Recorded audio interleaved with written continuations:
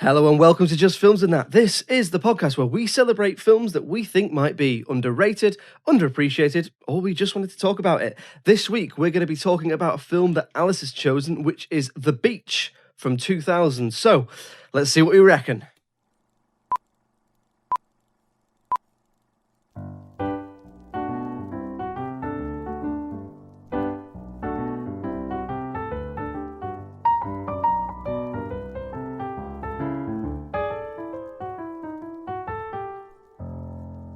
Alice. Josh. The Beach. Mm-hmm. It's from 2000. It is. Spoiler warnings if you've not seen it. But we both have. We have now. That's the point of this. So, The Beach, what is it about and why did you pick it? So, The Beach follows the story of a young man named Richard. He's played by Leonardo DiCaprio. So he's from Leo. We love you, Leo.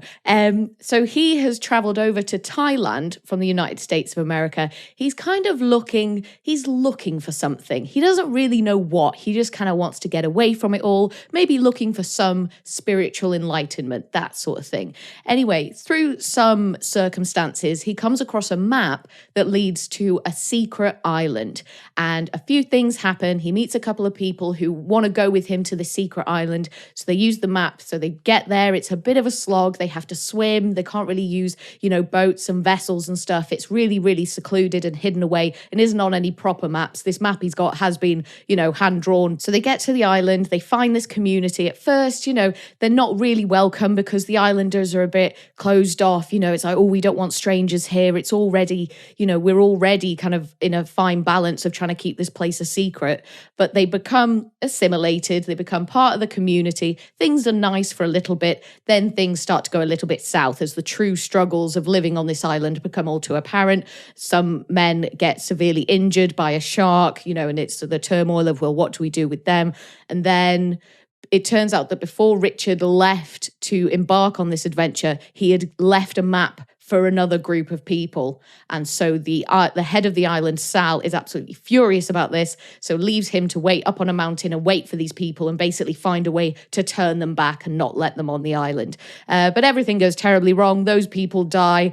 The island gets found out and everyone has to leave, basically. But that's what it's about. The reason I picked this one was, first of all, I wanted to do a Leonardo DiCaprio film. I thought that might be a bit tricky because I don't think a lot of what he's in is particularly underrated or underseen. Yeah, so I thought, well, I'll look at The Beach and see what kind of score that got. And it did get a lot lower than I had thought. So I thought, right then, we'll go in this thinking it's underrated. This was one similar to Butterfly Effect, similar to The Number 23 that I loved when I was a teenager. I thought, oh, this is cool as hell. Like, I want to find this beach. I want to go to Thailand, yada, yada, yada. So it was all because of those reasons. But this was the first time that I'd watched it in many years, I think since I was a teenager. What about yourself, Josh? Had you seen this one before? No, I hadn't. So I hadn't seen it. I did know about it. So I quite a big fan of Danny Boyle, the director. So I love Trainspotting and some of his other films as well.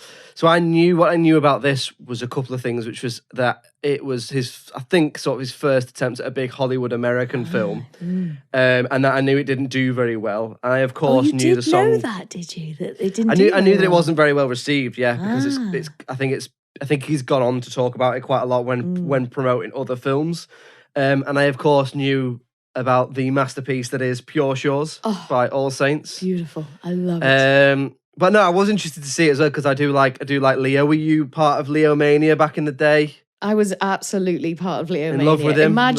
Imagine the Titanic coming out. So what was that? 1997. I would have been 8 years old, and there he is. And I was just like, who is this man? I must marry him. And then obviously that dream died because I discovered Legolas as well, and then Keanu Reeves, and You had your pick. I know. You like that long hair, don't you? I love a bit of long hair on a bloke, me. But yeah, I was a huge fan of Leo. I know I've said it a few times before on this podcast, but he is one of the greatest actors of all time, in my opinion. He completely dedicates to the role. He hasn't really done a bad film, although we'll, discuss what we think about this one. But yeah, I just think he's fabulous. I love seeing him on screen. I think he brings a heck of a presence. And yeah, I really, really like him. Are you big on the Leo? Yeah, I like Leo. Yeah. I don't think I'm as in love with him as you. We can't talk I think there's no Josh. doubt he's a brilliant actor. He's very watchable. So we'll move on then. What did you think of this then? Watching it again, what did you think of Leo? Did he live up to your Leo expectations? I think he did, yeah. I think he did quite a good job in this film. And most of the performances I was quite happy with. On the whole, I was quite underwhelmed and it wasn't as exciting. It wasn't as good as I perhaps remembered it being when I was a teenager. But I'll start with the things that I did like. So you've already touched on there, the beautiful soundtrack. So Pure Shores by All Saints, as well as Porcelain by Moby, are two songs that can just instantly put me in a good mood. And when Porcelain by Moby starts playing, it's when Richard sees this beach on this desert island for the first time. And he's just completely in awe of it. And he's just, in a state of wonder at what he's looking at. And I find that image quite powerful. And that was something that lasted with me for quite a long time. And whenever I hear that song, it's an instant mood lifter for me. So that's really stayed with me. And then moving on from there, the visuals I thought were really, really good. Not just, it being paradise and this beautiful beach, but also in Bangkok, you've got the hustle and bustle of this really busy city. And away from just the setting and the location, the camera was doing a lot of very interesting things. You had these huge, beautiful wides that looked like they were on a drone. I don't know what the drone technology was up to in the year 2000. Might have been a helicopter, might have been a crane. I'm not sure. But it was fabulous. And there was a few moments where when Richard so he's met a young French couple who is called Etienne and Francois. They're joining him along for the journey and they're making their way through this river and they get to a point where there's a waterfall and the only way to get past this waterfall is to jump down it. And the camera just does this really dramatic swoop backwards and then ends up in the sky and you're getting this full visual of the river and this waterfall and all the surroundings. And then in juxtaposition to that, you've got some really intense close-ups. There are some moments where Richard is kind of falling into mania. He's been on this island for a bit too long and he's been forced into kind of solitary by Sal because these people are coming to the island. So he's sort of hiding away up on this mountain looking out for these people. And he goes a bit mad and you get these really intense close-ups of his face and what he's up to. So there was a great variation of shots that really drew you into the world, I think, and really painted a picture of the kind of mood and the vibe of the film. Like I said before, the performances, the acting, I did think were fine. There wasn't really a particularly weak one for me. I enjoyed Daffy. So we've got Robert Carlisle, and he plays a man who he's come off the island onto the mainland. Something's happened to him. I'm not sure actually what happened there, Josh. Was he banished from the island? Did he leave of his own accord? It doesn't. I don't think it ever really makes it specific. One of the guys on the island refers to him as a nutter. So I would guess that he's been kicked off. But I don't know. It never clears it up. But he does do. I mean, Robert Carlyle does do nutters very well. I mean, is there a scarier movie villain than Begbie? Because goodness, The Shining, The Exorcist, all your big villains, they're scary. But Begbie's a real guy. Yeah. Anyway, but no, I don't. I think he is kicked off, but I don't think he's ever specified. Yeah, so he's been kicked off the island, and when he meets Richard, so before he gives Richard the map, who then goes on to find the island, it's all very manic and very intense, and he really brings to life this character who has found paradise and has now lost it. Because I imagine that would send you into a little bit of mania, sort of having seen heaven, and then now you don't get to go there anymore. And the way he speaks about the island and the beach is very, very fondly. So what did you think of Robert Carlyle in this? You've already touched on how you do find him. He's quite a presence, isn't he? Yeah, I mean, I think Robert Carlyle is a brilliant actor. He does a lot with a little. He's probably only in about 10 minutes of this, isn't he? And it certainly stays with you. I mean, like I said, no one plays like a nutter like Robert Carlyle. So yeah, he's brilliant. I mean, like you say, there isn't really a weak performance in it. One of my sort of points is for liked and disliked is Leo's performance, because I both liked it and disliked it at the same time. It's quite a strange one because I thought he's very watchable. He's very charismatic. I like the way he puts a little bit of pretentiousness into his character. Richard's he's a bit up himself, isn't he? Mm-hmm. But also there's times when he's really, really too intense. Mm-hmm. Like, he does a lot of shouting and screaming in this film, and it's almost like I feel like perhaps he wanted to be taken seriously a bit more at this point. But he is still good. There's just bits of it where it's a little bit repetitive and a little bit intense. What about you? Do you like Leo still? Still like Leo's performance in this? Yeah. I mean, it wasn't quite as kind of magical and impactful as it was all those years ago, but I can still see the value in it and appreciate that he was still quite young. Like you said, then Robert Carlyle really stays with you. So later on, Richard kind of starts having these fever dreams, doesn't he? I think, again, this is when he's been left up on the hill waiting for these guys to come over. He's got to, keep watch and make sure they don't make it over. And he starts having these weird fever dreams about Daffy and like these hallucinations and stuff. And that's really powerful as well. Robert Carlyle has quite a striking face, doesn't he? Quite a severe face. Yeah, big eyes and stuff. Yeah. But yeah. I think a lot of the impact as well of Robert Carlyle's performance comes down probably to his relationship with Danny Boyle and the fact they've worked together quite a few times. Certainly, I think Danny Boyle gets a lot out of certain actors. So I know one of the things I did know about this, and this comes down to when they were promoting the second Trainspotting film, which is that Ewan McGregor was cast in the Leo role. And then... Really? Yeah, so Ewan McGregor was cast. And then I don't know what is and isn't true. The rumour is that the studio offered more money if they cast Leo, because then it'd be an American lead. And that Danny Boyle said yes. Either way, they are both on record as saying that they fell out, which is why they didn't make another film together for many years. Then they made up. So Danny Boyle does use a lot of actors, and he does get a lot of performances out of his actors. He's a bit like a lot of, this way Christopher Nolan always gets a performance out of Cillian Murphy, Tom Hardy, Michael Caine, all those sorts of people. And it's the same with Danny Boyle. I'll go back to something he said there, which is the different scenes of mania and stuff like that. I think the film is the highlight for me is I think it's really well directed. Danny Boyle, because I know it wasn't particularly successful, and I'm not too sure why, but Danny Boyle plays with genre really well. If you look at even this, it's sort of adventure, drama, romance, thriller, bits of horror, bits of comedy. He does it in other films. If you look at Trainspotting or Sunshine, he plays with horror and comedy and all other aspects quite a lot. He did Sunshine. Yeah, he did. He did that. Yeah, he did. Oh, he did. Yeah. And that is, it's a sci-fi film that sort of descends into a horror film that has other elements in there as well of thriller and other stuff. And I really enjoy that. I think he does it really well. He also does those. He makes some really good stylistic choices in this, like the scene where Leo sort of losing his mind. It reminded me a lot of the scene where Mark is trying to come off heroin in Trainspotting. So there's that scene. There's the scene where him and the French couple and photographing the night sky, and there's some really interesting stylistic choices with the camera there. In the mania scene, one bit I really liked is the bit where it's stylized like a video game. Oh, I really like that bit. Yeah, I thought you'd hate it, I was like, I bet Josh would hate that. No, because it didn't feel shoehorned in. It felt authentic, I guess. Not authentic, but I don't really know what the word is. I suppose it didn't feel like it was... Danny Boyle's one of those directors, he can make a stylistic choice and he doesn't feel like he's trying to look like he's trying to do something. He just is doing something. Whereas some directors, I think, make these choices to look like they're trying to do something, and it feels a bit disingenuous to me. But Danny Boyle, I don't get that. I think he's a storyteller. He's one of my favorite directors, Danny Boyle. So I've not really got bad things to say about him. But he is a storyteller. He's a northern bloke as well, so we like him. We like him up north. He's from Bury.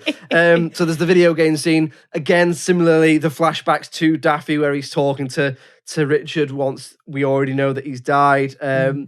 So yeah, it was interesting. They made a lot of interesting stylistic choices in there, which improved on a film that could have been really boring. And was in places at times. I think like you said with the video game thing though, because a lot of them are playing Game Boys, aren't they, on the island? Yeah. So one of the things that I sort of liked about it, I'm not sure, how intentional this was or whatever, but the whole ethos, the whole point of being on the island is that you're shunning the ordinary. You're shunning this westernized lifestyle, this capitalist, consumerist lifestyle. But then actually, they're all just desperate to play Game Boys all the time. Yeah. One of them wants a newspaper. They still want these luxuries that can be found in the capitalist, consumerist world. So it's a bit like, oh, well, you're not really buying into this lifestyle, are you? The only thing I will say, though, but I will say tampons are an absolute must. You can definitely go back to the mainland to get your tampons. That's fine. But everything else, I was a bit like, why do you want batteries where you are? Why have you got your head in a Game Boy? Look where you are. And I thought that was quite an interesting commentary on just maybe human nature. And once you've experienced, these objects and these things and these materialistic life, maybe you can't ever truly let go. One of the other things as well, I'm not sure if you noticed this, but I'd like to see if you did. I felt like there was a bit of foreshadowing in the film. So the first time that Richard tells Etienne and Francoise about his plan to find this island, huge thunderstorm begins. You get the huge clack of thunder just as he tells them, and it starts absolutely chucking it down. And then when they're swimming to the island, they have the absolutely terrible idea to pretend that Francoise has been eaten by a shark, basically. So Etienne points behind Richard going, I saw a fin. And then Francoise has disappeared. Her bag has come loose from her. And they pretend, obviously, that she's died or been attacked by a shark. And then later, two blokes get really proper mauled by a shark. It's a dick move, isn't it? Oh, horrendous. They would have been so tired. What was it, a 2-kilometre swim with all your stuff on your back? And it's just, it's a real dick move. If this is a horror film, they'd be the characters that are like mocking the lead character, going, don't worry about it, baby, it's fine. Yeah. Then they die first. Yeah. That's what happens. But in this, nothing happens to them. They get away scot. They don't even get eaten by a shark. No. But no, I'll be honest, I didn't notice the foreshadowing. You're a deep thinker, Alice. Oh, well, so yes. That's why it works. You're a philosopher, and I'm just like, yeah, I love the video game bit. Speaking of the shark attack as well, I did really found it very powerful that they didn't show the shark attack and instead just showed the ocean completely filled with blood. And then they're dragging these guys onto the sand and they're leaving this trail of blood behind them. And then your imagination gets to do all the work. I thought that was really powerful instead of showing it, because we've already had an image of the shark, because Richard has a moment where he thinks he's about to get attacked by the shark and he manages to, I don't know, he like ducks and weaves, and I think, does he stab it? Has he got like a little knife with him? Yes, I think he stabs it. I think you see him stab it in the jaw or through the mouth or something. Yeah, so that is your image of the shark, and you've got that now. And he has this close encounter, but he manages to escape. So then it sort of leaves your mind then, and you're like, oh, we don't need to worry about the shark anymore because Richard has stabbed it. And then these two guys just get absolutely bitten to shreds, and it's really gory, and you just imagine the violence and the trauma and just how horrendous that would be. And then from this obviously comes this awful sequence where the guys are basically dying, or one of them dies quite soon, doesn't he, and they bury him in his little sleeping bag, and then the other one is suffering, wailing, dying around everyone, and it's bringing the mood down. So then they're like, right, well, we've got to take him elsewhere and just let him die. Selfish, isn't it? Exactly. You get bitten by a shark and the people won't look after you. I'm sitting here trying to smoke my weed and have a nice time, and you're there dying from blood loss, infection. I enjoyed that. One of the things I did enjoy was that that exploration of moral ambiguity. What is the right thing to do?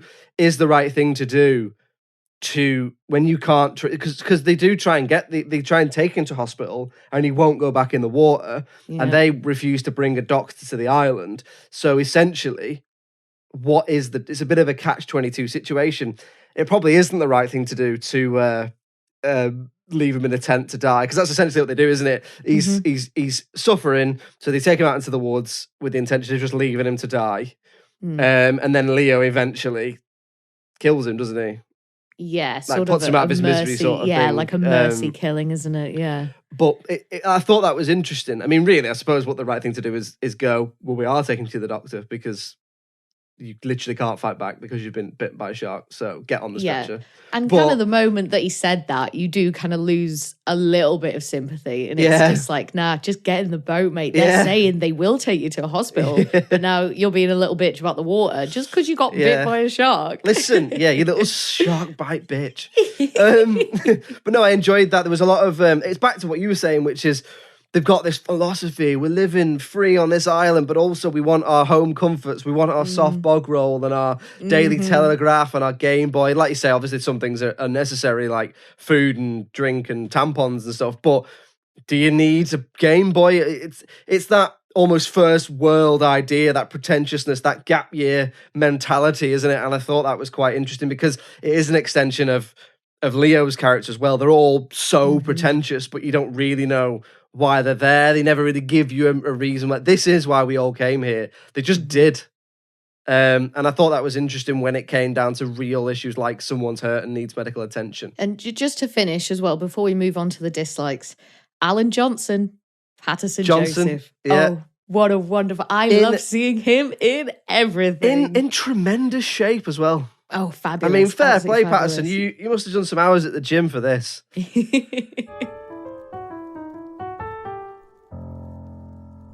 So we'll move on then to talking about things that we didn't like or that we might change. Now, obviously, you have got a lot of affection for this film, but I'm sensing that it might have disappointed a little bit. Second Date started to show its true colours. Yeah, a little bit like that. So, first of all, I did think that some of the character development and some of the relationship development was pretty flimsy, especially when it came to the map. So Daffy gives up the map to Richard, just willy-nilly, basically. And I don't use that phrase lightly, Josh. Neither willy nor nilly. There's no build-up to it. There's no forming of a relationship. But something I was thinking whilst watching the film is, this certainly feels like a film that was based on a book. Like, you can feel where the gaps are. It's hitting marks, isn't it? It's almost hitting chapters. Exactly. Yeah. Now, I have no issue at all with directors, writers who want to adapt a book for the screen. I think it's great. Love to see it happen, but there is a skill to it. And if all you're trying to do is copy the main points, copy the main bits of drama, just like the key scenes that happen, and you just kind of force it all in there together, it doesn't work. And that is what feels like happened in this. It was just, right, this needs to happen. We need to get Richard the map, and then he needs to meet Francoise and Etienne, and then they need to get to the island. And it was just like a big smush of all these points with no real care and attention to how they got there. I think to make an adaptation of a book successful as a film, you need to take the idea, take the concept, and certainly take the characters and some of the key themes and ideas in it, but then you reconstruct it. You reconstruct it to be something different, something suitable for the screen. I feel like Lord of the Rings did that really well. And there are other examples. I was going to say, I know you really enjoy the Harry Potter films, and I take it you've read the books too. Yeah. But with this, there were just so many gaps, and some of the relationship and character development was really part of that. I didn't for 1 second believe that Daffy would just give up that map to the first guy he meets, basically. So I didn't believe that. So then I was wondering, well, in the book, is there more? Is there more pages? Do they spend more time together? Do you know what I mean? Yeah, that was one of my main issues. The two main issues I had with it were, and they're both linked, is that, which I think it's a lack of exposition and a lack of pacing. I think it starts quite slowly and things sort of happen because they need to happen. And then it picks up once they get to the island. It really picks up pace. And then the pace falls out of it again, then picks back up again. So it's a little bit inconsistent. And I found myself bored in places, engaged in places, and it just wasn't consistent enough for me. And that sense probably does come from the beginning, because like you say, there's a real lack of exposition. And I found myself thinking, why should I care? Like, why should I care that Richard is traveling? Why should I care that he gets this map? Why does he want to go to the island? I understand the whole idea he wants to go to this island is because it's supposed to be untouched or beautiful or no one else goes there and that sort of thing. But I didn't find myself engaged with Richard as a character from the start. And so I found it difficult to align myself with him a little bit. So ultimately it came down to pacing being off. And in the off bits of pacing, the disengaging bits, that lack of exposition just drew me out of the film a bit. So I found myself thinking, why should I give a shit a little bit? Yeah, there's a lot of redeeming things that bring me back into it. Leo's performance in bits and other stuff I've talked about, stylistic choices. But that was the main issue. It's oddly paced, and there could have been more exposition, particularly at the beginning, to say to me as the watcher, this is why you should give a shit about this story. And that's interesting that you say there should have been more exposition, because we do start off with the voiceover, don't we? We've got Leo, Richard doing a voiceover. Oh, that's another issue. I absolutely hated the voiceover. Oh, I hated it. I thought it was terrible. It's monotone. It's just, I didn't like the content of it. I didn't like the delivery of it. I would have preferred a show don't tell in that instance. I agree. You're seeing a young Caucasian guy in Bangkok with a rucksack on. We can take a lot from that. That's quite an iconic image. We understand what's happening. And then when he goes to, he drinks some snake blood or something and all this. So it's like, okay, so he's looking for risk, or he's looking for things outside his comfort zone. And I feel like a lot of that was there, but the voiceover just didn't add anything to it. It was like the wrong kind of exposition. It's almost there because they felt like someone needed to hold your hand through the plot, but the plot is easy enough to follow. And if for me, if I was to give a shit more, I'd need to be shown Richard. Perhaps he's traveling because of something that's happened in his life. I think it sort of infers that he's been broken up with a partner. But it doesn't say that. But, I wonder what it says in the book. Yeah, I'd be interested to know, is there a reason in the book why he goes traveling? Is there a reason why he picks Thailand? Is there a reason why he's particularly drawn to this island? If he's traveling and he's feeling particularly unstimulated by it, then I think we needed to see that. And then beyond that, so his relationship with Francoise and Etienne, again, he wants them to go on this trip with him very early into them being that, they're not even friends. He just sort of sees them across the hotel hallway and that's it. They know he wants them to come with him. So I feel like there's a lot missing there. I feel like there's probably more relationship development there.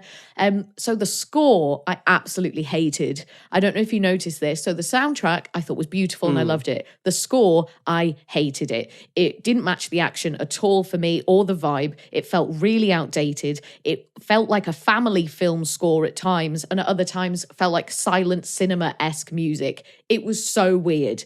I hated it. Did you notice that? I'll be honest, I didn't notice it, but I was probably a bit too distracted by other bits. Yeah, maybe. I suppose it's difficult with. I don't know that much about music. I guess if you've noticed a score in any way other than that it's been emotive, it's probably bad, right? Because a score is there to either heighten the emotion or tell a story, but it's not there to make you go, "Oh, what's that?"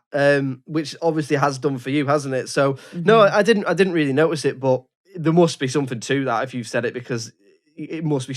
It's so noticeable when a score is bad. It's so noticeable. It was just so out of place. The music itself, the composition, that's fine. And I'm sure in a different film, it wouldn't have felt weird. But for this, it just didn't fit at all. And then finally, the final thing that I didn't really like about it was I didn't fully understand Richard's motivation for leaving the map for other people, for these 4 people who then eventually come along.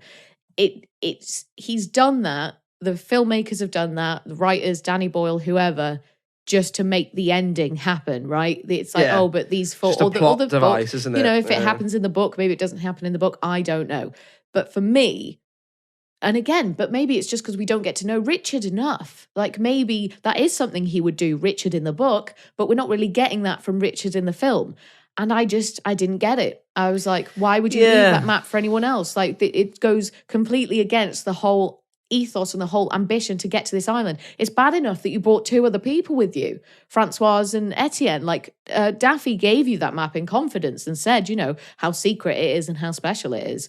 So I was just a bit like, I don't believe you, mate. Yeah, and you don't even really see him. I guess really we needed more character development for Richard, didn't we? I think so. And the film is 2 hours long, They could have done it. They could have done it. And I'll be honest, I felt it a little bit. Yeah. No.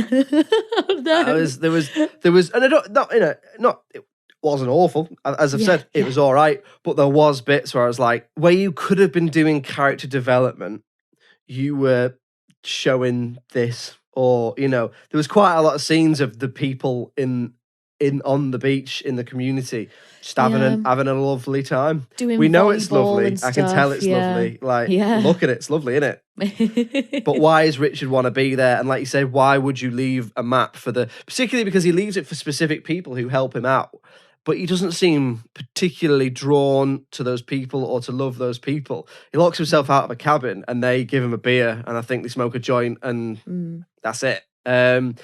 More character development for Richard, I think. I think you're right.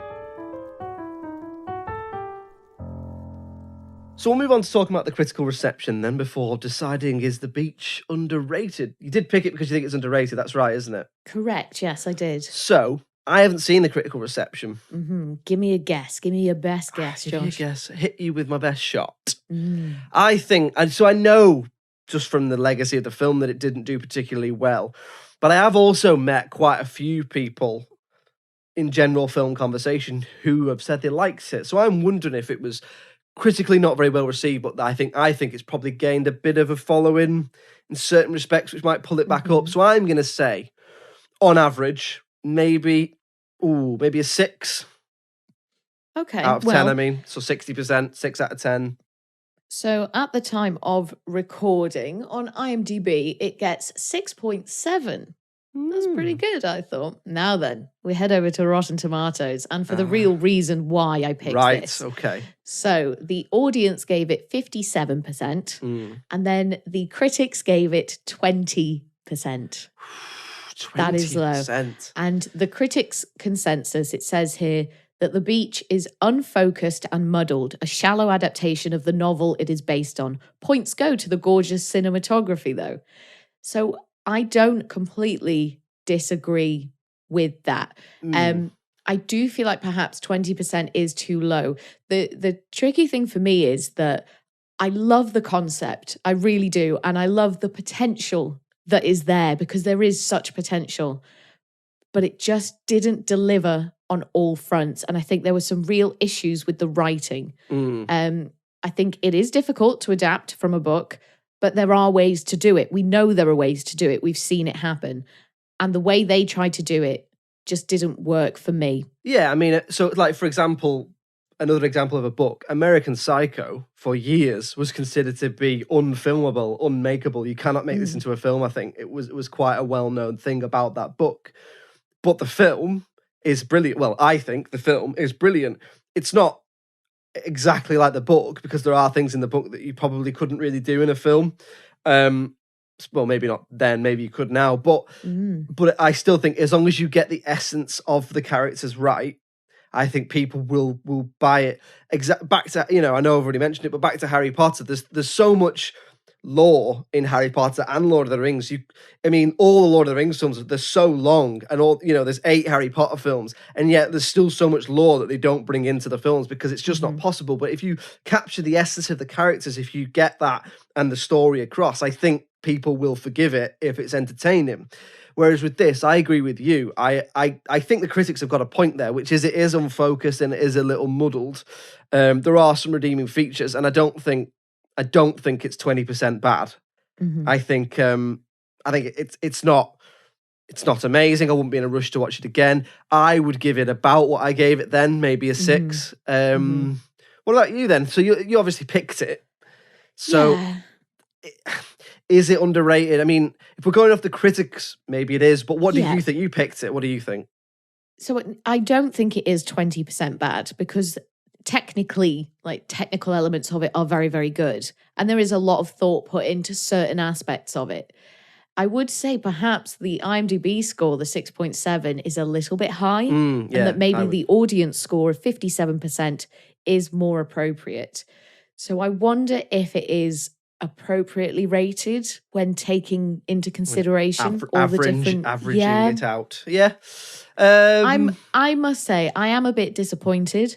I thought, like when I saw the number 23 was 8%, I was like, wow, that's so bad. And I watched that and I really enjoyed myself. I was like, oh, I actually really like this. Like, it's not just some nostalgic, teenage Alice sort of come into the surface sort of thing.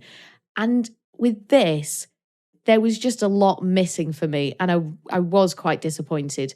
And considering it's Leonardo DiCaprio and Danny Boyle, I was really surprised that I was disappointed. I'd agree with you then. Appropriately rated.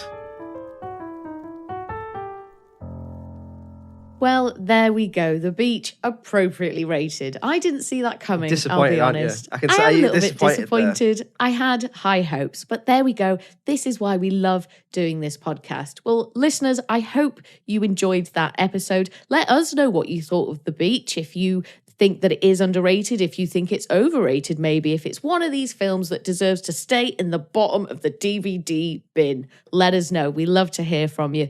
So, Josh, it's your turn to pick next week. What are we going to be watching? Oh, hey guys, he's pulling faces. I think it's going to be a good one. I'm excited. I'm excited. This is my first pick of 2022. Okay, go on. So I've gone big. Oh. And I think this could split opinion down the middle.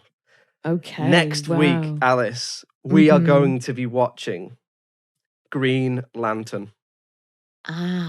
I thought it might be only a matter of time. And here it is, guys. It's coming. Fabulous. So, yes, Green Lantern. I am so excited. Well, I'm excited because of how excited you are. So that should be a great one. Make sure you catch that next week, listeners.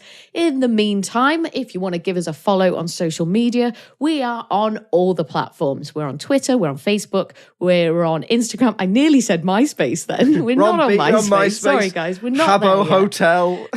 Maybe one day. We're also on TikTok. It's just films and that across the board. If you have got a second, we would love it if you could head on over to Apple Podcasts or iTunes and give us a little review, just a nice little friendly one. Doesn't even have to be 5 stars. Maybe just say a nice thing about me, and then you can say whatever you want about Josh.